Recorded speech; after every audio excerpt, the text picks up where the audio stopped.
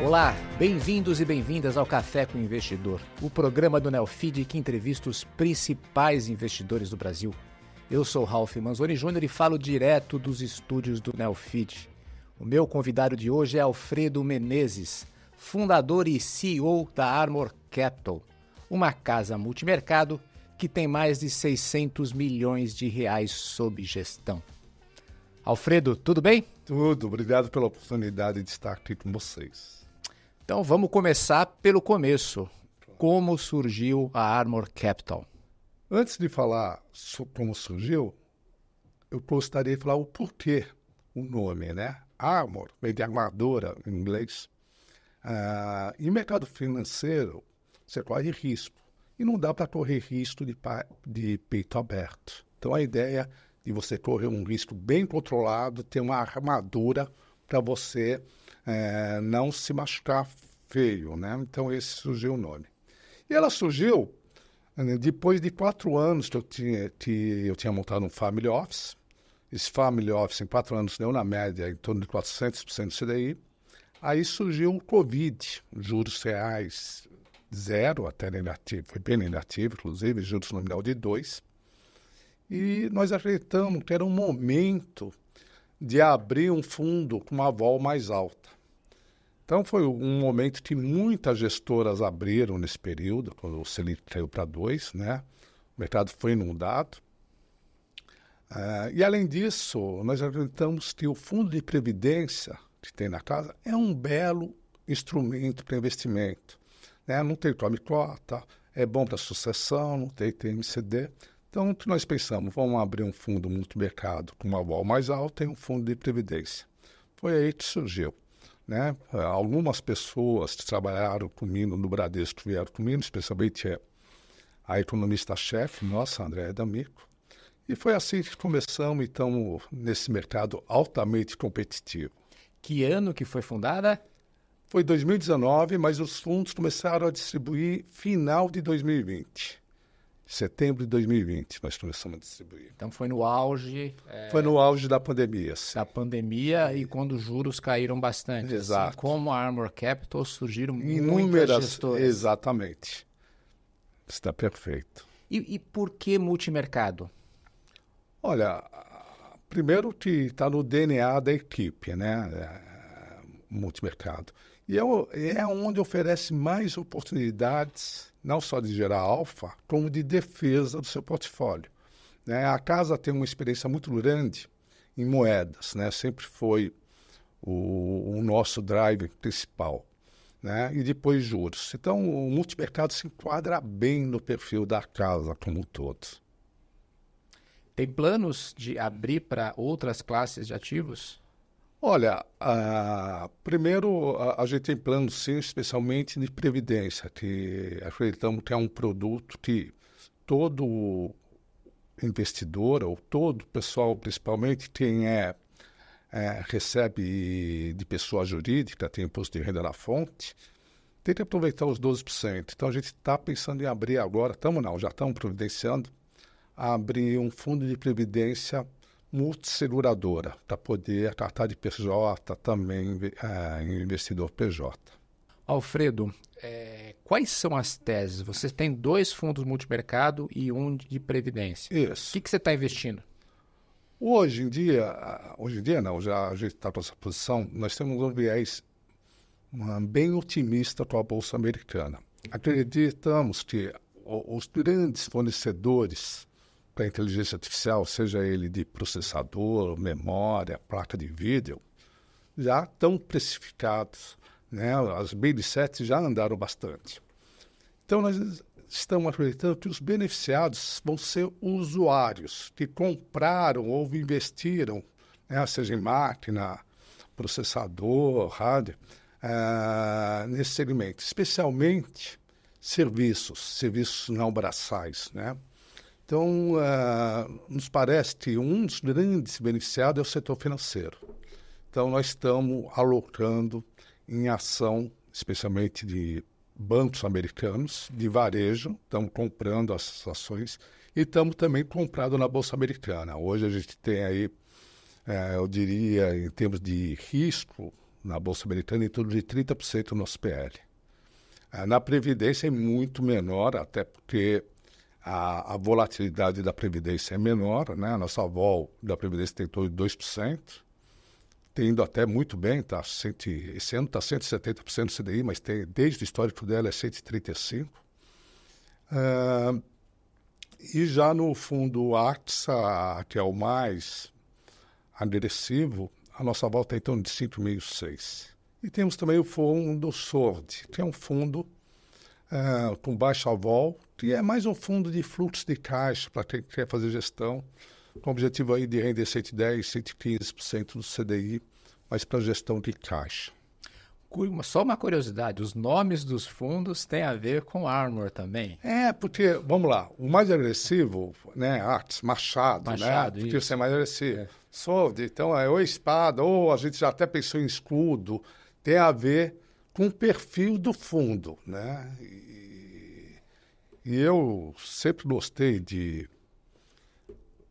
da história medieval, essas coisas. Inclusive lá no escritório tem uma armadura enorme, tem um monte de coisa só a ver com isso. Você falou que está comprado em bancos americanos. Sim. Quais bancos? Principalmente Citi e Bank of America.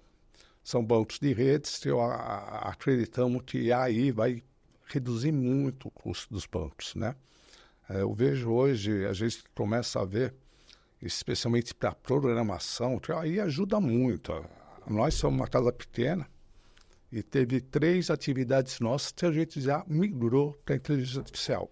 Então, eu fico imaginando os bancos, quanto podem ganhar eficiência, né? Especialmente na parte de programação, relatório, pesquisa, né? Então, me parece que os bancos de varejo vão ficar mais competitivos. Claro que não vão chegar aos bancos de plataforma digital, mas vão diminuir o gap, né? Então, acho que o banco que tem mais varejo é o mais beneficiado. Então, nós estamos bem alocados, focados em Bank of America, BAC, né, e Citibank. E estamos pessimistas com Tesla, com carro elétrico. Por quê?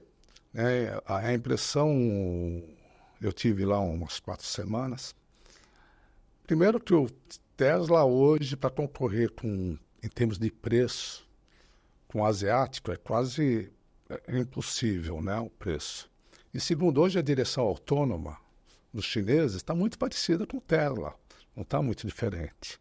Está certo que os Estados Unidos não entra chinês, mas você não vê Tesla entrando no mercado europeu ou no Brasil, porque o preço dele para competir com o chinês é muito alto, o custo, oportunidade. Né? E a gente viu que as vendas do Tesla estacionaram, parando de subir. Então, ele tem uma demanda limitada, e o mercado precificou ele com uma demanda que ele ia conseguir mostrar no mundo inteiro. Não é esse preço que ele está dando.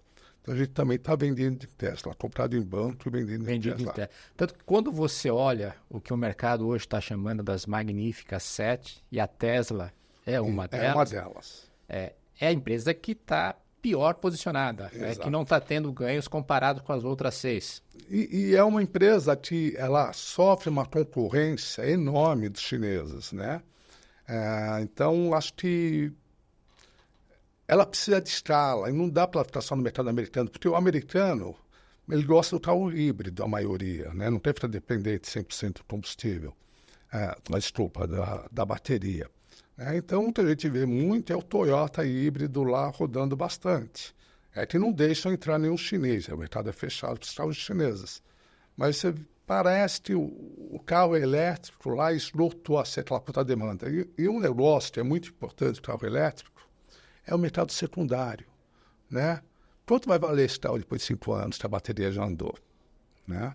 Eu até brinco, falo, se eu fosse uma das montadoras, eu dava uma opção de venda para 8 anos, 9 da bateria, para você ter um mercado secundário. Porque a bateria é muito cara. E a questão é onde que você vai jogar essa bateria que não vai estar mais funcionando. Exatamente. Até uma questão ambiental. Alfredo, e a Bolsa Brasileira? Você não está otimista com a Bolsa Brasileira? Não. Nós estamos com uma visão que a China cresce entre 4% e 5%, 4,5% talvez. China tem um problema grande, né, na construção civil, moradias foram construídas, vazias, você está com um problema da construção civil severo. E nossa grande bolsa, uma boa parte é commodities, né? Então, nós não estamos otimistas com minério de ferro, não estamos otimistas com petróleo, né? Então, mesmo com proteína animal, acho que é menos elástica, mas também não estamos animal. Então, nessa parte, não preciso ficar otimista. Aí temos varejo. Eu, pessoalmente, acho muito difícil o varejo competir com o Mercado Livre, né, e com a Amazon. Né? Primeiro pela logística, né? E pela facilidade. Eu penso o seguinte, vou comprar uma geladeira qualquer. Por que eu vou entrar no site de A, B, C, D? Porra, no Mercado Livre eu vou ver N fornecedores com uma logística muito melhor que os Correios ou logística própria. E a logística própria é muito cara. Né? Então, nós estamos até vendidos na Bolsa Brasileira. Ah, é? É. Que posições? Vendido no índice mesmo. Ah, no índice do Ibovespa. É. Mas também não gostamos de siderurgia. A China, para não para não desligar os alto-fornos, tem vendido aço lá embaixo para todo mundo. Então, as empresas de siderurgia no Brasil devem sofrer. E outra coisa que a impressão que eu tenho, não, os dados mostram que o setor agro não vai ser tão bom quanto foi ano passado. Primeiro, a soja hoje está 20% abaixo do preço médio do ano passado. Né? O minério de ferro também está caindo bem na média do ano passado. Então, o setor agro, que foi o grande fator que impulsionou o PIB o ano passado, não vai ser semelhante esse ano. Então, tudo isso, você acredita que a bolsa cenário aqui anda de lado, patinado. Né? Além de nós temos juros relativamente altos, né? E temos uns juros altos com um banco vendendo título isento de imposto, né? Vendendo a 99, 98, 100% e banco grande, né? Então, nós não estamos falando de... Então, o custo da oportunidade de você comprar bolsa é alto no Brasil. Né? Mas você fala, mas o está caindo. Tá bom, mas ainda é muito alto, né? O Alfredo, a Armor Capital surgiu em 2019, 2020, que foi aquele momento, juros baixos, 2%, Isso. Muitas casas abrindo, nascendo. Só que se você olhar os últimos 2 anos, com o juro não mais 2%, mas quase lá no 14%, assim, um dos setores que mais sofreu foi o de multimercados. Isso é verdade. Muitos resgates. Sim. Como foi para vocês e como foi sobreviver nesse momento de resgates de fundos multimercados? Ótimo. A indústria realmente sofreu muito. A casa, pelo contrário, cresceu, subiu em torno de 50% a captação em um ano. Também estamos performando muito bem comparado com a média da indústria. Mas eu acho que o grande ponto é o estilo operacional da casa. Eu diria que a casa é um fundo macro, trader. Né? A gente não está pensando, a maioria das casas, com todo respeito, pensa no cenário de longo prazo e faz essa posição, quanto vai estar os juros americanos em julho de 2025? Faz cenário e monta a posição. Se errar, você entregou, né, um alfa enorme e dificilmente vai recuperar. Se acertou, também você vai ganhar um alfa enorme. A nossa opção não é saber como vai estar os preços dos ativos daqui um ano. A nossa é que preço vai ter esse ativo daqui uma semana ou 2 semanas. Independente se esse ativo tem 5 anos ou 10 anos. Então, a gente procura gerar vários alfas de curto prazo, né? Porque qual a vantagem disso? Primeiro que essa precisão de acerto, quando você opera olhando 1 semana ou 2, é muito maior. E se você errar, você consegue recuperar para o seu cliente, né? Você não vai entregar a performance do ano. Então, acho que o estilo operacional, acho que tem outra casa, eu não vou fazer propaganda concorrente, que tem o mesmo estilo que o nosso. Eu admiro muito essa casa, inclusive. Mas aí é questão de estatística. Né? Você tem uma precisão de acerto muito maior quando você olha 1 semana ou 2 semanas para frente do que 1 ano. Então, eu prefiro fazer várias teses. Você, então, trabalha como um trader? Tradando? Essa é uma posição dinâmica, eu diria, muito rápido, né? Então muda muito? Muda muito. É muito difícil a gente ter até umas operações de longo prazo, tipo juros reais e tal. mas derivativo mesmo muda muito rápido. A gente opera muito fluxo também, né? Especialmente na moeda, a gente tem um controle bem interessante sobre fluxo, né? Pagamento de dividendos, TDR, pagamento de juros, pagamento de imposto, fluxo. Quando o exportador fecha, a gente acompanha todo o caixa em dólar do exportador lá de fora. Então, nós temos uma expertise nessa parte também. Alfredo, você disse que cresceu nos últimos 12 meses a captação 50%. Mais ou menos 50% ou 60%. Então, uma conta de padaria que eu estou fazendo Isso. aqui, se tem mais 600, saiu de 400 para mais... 640, acho. 640 milhões de reais sob gestão. No momento que a indústria teve resgates. Sim. O que explica? Eu acho que foi a performance, né? A nossa performance tem sido muito... Por exemplo, estava olhando nos últimos 3 anos, a nossa performance foi mais que o dobro da maioria das grandes casas, dos últimos 3 anos. Nos últimos 2 anos, dá quase 3 vezes a rentabilidade da maioria das casas. Então, acho que a performance ajudou muito. Agora, temos que reconhecer que a concorrência com título isento é muito forte. Um exemplo claro, né? Tem muito banco aí pagando 100% do CDI líquido de 99, 98. Pô, para você querer correr um risco no multimercado, esse multimercado tem que dar, no mínimo, 1,5% do CDI, né? Para competir com o isento. E ele tem que parar a sua taxa de administração, que é 2%. Então, o fundo do mercado só fica viável se ele render 3, CDI mais 3,5%, que não é algo tão fácil no nosso mercado. A maioria não está conseguindo bater o CDI. Exatamente. Agora, nós também acreditamos muito no fundo de previdência. Acho que o fundo de previdência foi um instrumento que foi muito explorado por grandes bancos, né?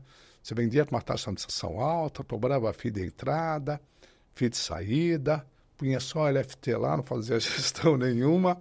Então ficou um histórico muito ruim de fundo de previdência. Porque o João da Silva ia tomar uma agência lá do crédito, pediu um crédito para os gerentes, ele falou, bom, tudo bem, mas ou você leva um título de capitalização ou compra fundo de previdência. Então, pelo estigma ruim, péssimo, mas a gente acha um produto ótimo para o investidor. Você comentou sobre a competição dos títulos isentos. Sim. O governo agora está fazendo uma série de... O governo não, na verdade, a CVM, uma série de restrições a LCIs, LCAs, que precisam de lastros. Isso, lastro real, né? Como você enxerga isso? Olha, quando saiu a medida, muitos bancos derrubaram a taxa para 96, 95 de isento. Hoje subiram tudo de novo. Hoje eu estou vendo 99 de novo. Eu não consigo entender de onde sai tanto lastro, sinceramente, mas me dá a impressão que a gente vai ter que esperar vencer esse estoque de lastro que não está enquadrado na nova regra para ver essas taxas fechando. Isso vai demorar um pouco, 1 ano ou 2 anos. Se estima que é 270 bilhões de reais. Muito dinheiro. Mas esse estoque já está no mercado, né? Vai acabar em algum momento. Exatamente. Que eu acho que vai ter um prazo médio aí de 1 ano e meio, que aí a gente vai ver a taxa real de isento, qual seria com essa medida, né? Então isso não beneficia os multimercados? Você tem juro a médio real prazo caindo, isentos com restrições. Isso. O isento, é que eu te falei, está 99% de novo do CDI líquido. Né? Acho que beneficia, mas vai demorar 1 ano e meio para cair. E os juros reais, claro que beneficiam os multimercados, né? Até porque os multimercados é uma ferramenta interessante em cenários adversos. Eles conseguem se posicionar, né? Não são fundos passivos. Né? Mas realmente, com essa taxa de juros que nós estamos e com os isentos desse preço, a competição é acirrada. E outra grande parte que acho que atrapalha os fundos multimercados foi o tome cotas do fundo exclusivo. Porque muita gente, eu vejo, está fechando o fundo exclusivo e indo para a carteira administrada. E qual é a vantagem do fundo exclusivo, além de não ter tome cota? Você está aplicado no fundo X e Y. Um perdeu dinheiro e outro ganhou. Você compensa. Se você não tiver na física, você não compensa, ainda mais se for um administrador diferente. Né? E isso está ajudando a ter saque na indústria. A gente está vendo aí muito fundo multimercado que vai fechar, fundo exclusivo que vai fechar no final do mês, depois pagar a quarta parcela do imposto de março. Então esse é outro fator que está afetando, vai afetar mais ainda nesse primeiro trimestre. Você imagina que com essa situação, que os multimercados podem retomar a partir desse ano? Eu diria que mais para o terceiro, quarto tri, mais para o quarto tri, mais para o final do ano. E é importante o multimercado melhorar a performance, né? Porque senão você perde um estigma. Então, a gente está começando o primeiro trimestre, a média da indústria é muito ruim ainda, né? E isso acaba afastando. Mesmo o agente autônomo também de multimercado fala, pô, não quero expor meu cliente, né? Aí a linha d'água fica muito longe, aí o cara saca. Então, acho que para a indústria melhorar, a performance também vai ter que melhorar. Então, o estigma é ruim. Falando ainda de 20 e 21, quando muitas gestoras surgiram. Hoje, segundo a Ambima, são mais de 900 gestoras que existem no mercado. E a gente publicou aqui no Neofeed, recentemente, uma reportagem que tem um número que colocou assim, 400 milhões de reais sob gestão, dizendo que esse é um modo de sobrevivência, que assim, que os sócios não estão nem ganhando dinheiro com isso. O que você acha? Eu acho que o número está muito bem quantificado. Acho que o número é por aí mesmo. O que eu vejo é que o mercado vai ter muita fusão, né? Vão fechar a gestora ou vão se fundir para ganhar escala.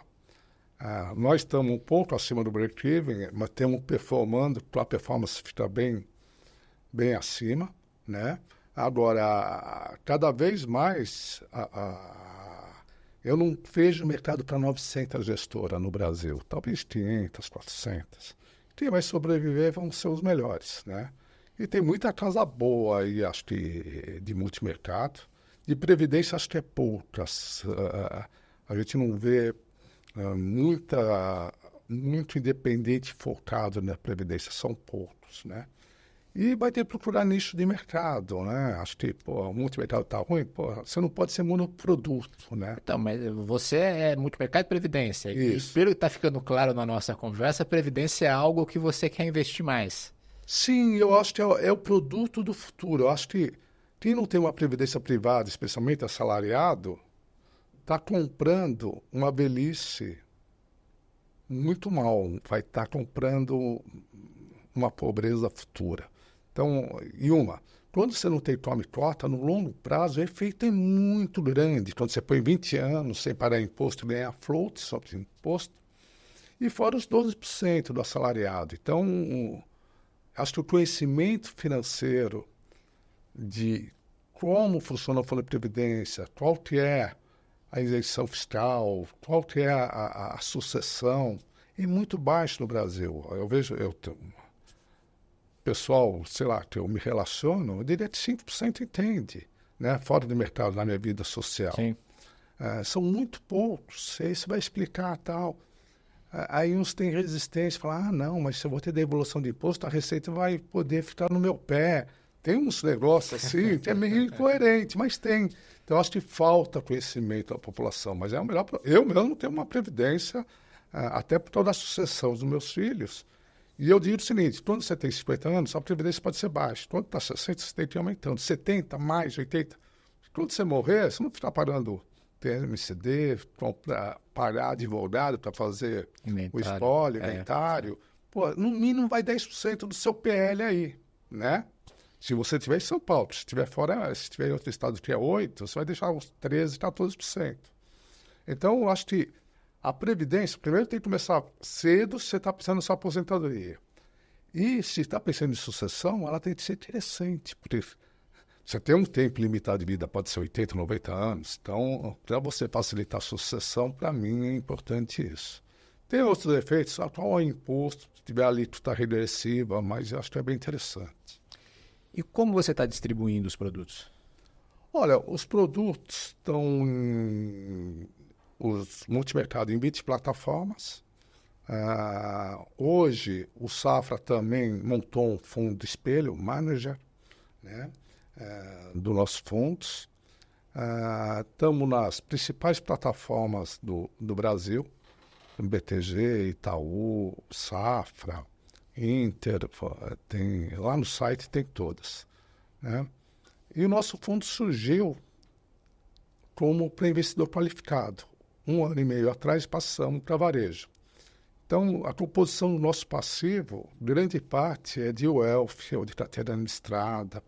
Então, é bem interessante. E agora está subindo mais o varejo com esses distribuidores que eu falei. Está subindo o varejo. Subindo o varejo. Por conta de aumentar esses distribuidores ali. Exatamente. Mas num percentual entre o wealth, carteira administrada e varejo... Os sócios têm uma participação grande no patrimônio, eu diria que é uns 25% da empresa. Temos aí em torno de 30% de wealth. Temos aí uns 25% que é fundo exclusivo, carteira administrada, e uns 28% é varejo. Tendência é crescer mais varejo? Sim, porque os distribuidores, nós entramos ano passado no Itaú, né? E o Safra também fez, apesar que o Safra cliente é um pouco mais private, o Itaú também, mas tem varejo. E são plataformas que estão captando bem. Então, provavelmente, vai crescer essa parte. O duro é que você não sabe se o investidor que entrou via plataforma, ele é varejo ou não, ou se ele é um wealth, né? É difícil de identificar. É que todo mundo vendeu via plataforma, é varejo. E não é verdade, às vezes. Um Safra, principalmente, a gente olha pelo investimento médio, né? Não é varejo, você vê que é wealth, né? Então, é complicado você falar, mas TV a plataforma é varejo. Todo mundo fala, é varejo. Não. Devia falar assim, quanto você tem em aplicação até 10 mil, quanto que é de 100 mil, aí você vai determinar se é varejo ou não, né? Mas não ocorre. A indústria sempre olha, né, os alocadores como plataforma é varejo. Alfredo, falar um pouquinho da sua trajetória profissional. E antes quando eu vi que eu ia entrevistar você, eu conversei com algumas pessoas, eles me falaram alguns apelidos que você tem no mercado. E parece que são muitos apelidos. Tem um, acho que é filho da puta, era todo dia. Mas Whale, Iron Fist e outros você disse que tem, assim. Teve... Por quê? Como eu estava numa instituição grande, com fluxo grande também. Que era o Bradesco, que você trabalhou durante muitos anos. Eu operava lotes muito grandes, especialmente em câmbio, porque o Bradesco era um dos maiores bancos que fechava câmbio de trade finance, né? Então a gente tinha bastante fluxo. E aí os gringos me chamavam de baleia, né? Mas por que baleia? Porque os lotes eram muito grandes, então eles se chamavam de baleia. Aqui, várias vezes, coisa de juros, especialmente, o pessoal tentava de estopar e me chamava de Iron, de mão de ferro, porque eu não estopava as posições e ia para cima. Então, teve vários apelidos, sabe? Eu não consigo distinguir qual teve mais ou não. Depende de quem estava do outro lado, né? Chamavam de velho, tio do Alfredo, Alfredão. Teve vários apelidos. Você gostava desses apelidos? Não gostava, não. É que você, quando você é mais novo, né, tua testosterona na lua, eu até me arrependo, você acaba sendo vaidoso, até aparecer um pouco. Quando você fica mais velho, fala, puta, você foi um idiota, né? Hoje me arrependo até um pouco nisso. Podia ser muito mais discreto do que foi, né? Então, acho que a vaidade, testosterona alta, influencia muito nesse período. E aí você acaba exagerando e você cria apelido, né? Você acaba recebendo apelidos. Tem algum apelido hoje? Hoje, é engraçado, na minha última função no Bradesco, eu devia ter em torno de 200, 300 funcionários subordinados, né? E tinha turnover de pessoa. E, todos hoje que... Mesmo eu fora, estou numa gestora, me chamam de boss, né? Mesmo todo mundo que trabalhou comigo 10, 15, 20 anos atrás é boss. Lá na empresa também é boss. É um apelido que eu não gosto, mas tenho. Não gosto porque, parece índio, né? Cacique e tal.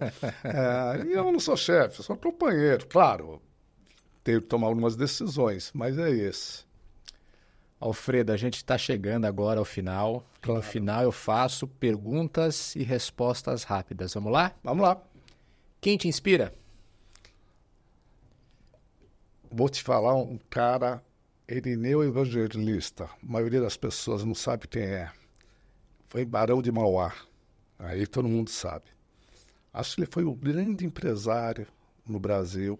Foi o cara que, no Império, né, fez o primeiro estaleiro, primeira fundição de ferro, aço, e teve Dom Pedro, teve todo mundo contra eles. No final, até tiraram o financiamento internacional dele. Ele até acabou, no final da vida, meio na pobreza, mas ele foi um cara que fez o Brasil na área da indústria da evolução, andar muito, né? Um cara que a gente devia... Eu falo que as faculdades, aí me perdoam, por exemplo, Getúlio Vargas, não devia chamar Getúlio, devia ser Barão de Mauá. Ele, esse sim foi empresário e um empresário arrojado. Esse é o mais antigo. E tem, mais recentemente, me inspira, foi o Amaral Crugel. O Amaral foi um cara com ideais fortes, num Brasil melhor. Foi um cara que há 30, 40 anos atrás estava falando de carro elétrico. Tá certo que a bateria, mas era um visionário enorme. E foi, claro, foi a falência, né? Foi a falência. Claro, mas quando você vai com aquele lobby de Volkswagen, Fiat, Ford, quando você numa montadora independente num país com juros altos, vai concorrer com esses caras. E a pressão política, né, das grandes empresas. Mas eu acho que o Amaral Gurgel foi... Esse foi um dos grandes erros da minha vida. Achava que era visionário, comprei a ação da empresa dele, inclusive. Admirava muito ele. Acho que foi realmente triste a história dele como um todo, mas acho um caráter impressionante. E um empreendedor ou uma empreendedora que você admira? Eu admiro o Abílio Diniz, que hoje não está mais entre nós, mas ele foi um empreendedor na hora do Pão de Açúcar. A origem dele, quem conhece a biografia dele, né? Começou bem pequeno, o pai falou, fica aí, o cara cresceu, multiplicou muito. E admiro ele como filosofia de vida também, sabe? Como família, como cuida da saúde. Mas tem um cara que eu admiro, sim. Alfredo, um erro que eu tive? Isso. Puta merda, tem tantos. Acho que um erro mais engraçado que me marcou muito, que sofreu, logo quando entrei no mercado, devia ter 21, 22 anos, casado, com um filho para nascer, o meu diretor financeiro, Alfredo, tem que fazer $50 milhões de hedge. Eu comecei a comprar o dólar e não fiz tudo de cabeça. E eu falei, cacete, o banco não é tão grande, era banco BCN, né? Eu não paro de comprar, tem algo errado. Eu estava fazendo de $500 milhões, 250. Eu fui me tocar nisso, eu estava 200 e poucos milhões de dólares. Eu falei, perdi o emprego. Cagado. Eu falei, isso eu não aconselho nem fazer. Aí, eu coloquei um monte de operador, era pitch, né? Era no solo, gritando compra, e eu vendendo para outra ponta. No final do dia eu me salvei. E nem eu parabéns, porque o meu preço médio ficou ótimo. Mas, foi um fio na barriga, acho que foi esse erro que me marca até hoje. Falar, você nunca mais confia na sua cabeça, confirma.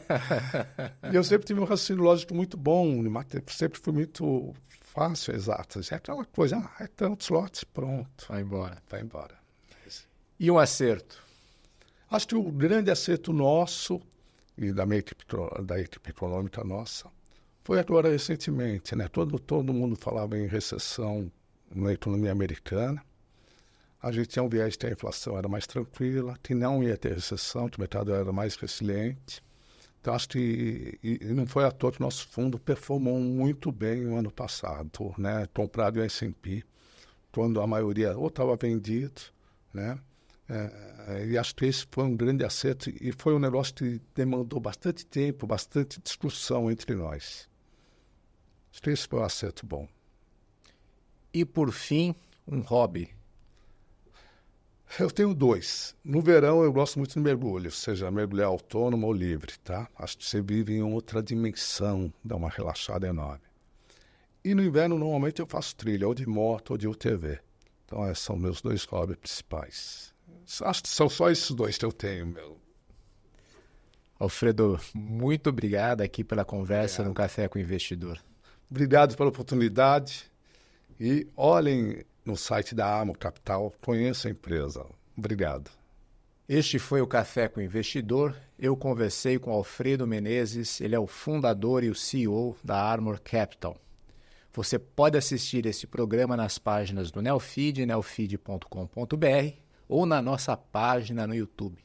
Você também pode ouvir esse programa no seu tocador preferido de podcasts. Obrigado e até o próximo episódio.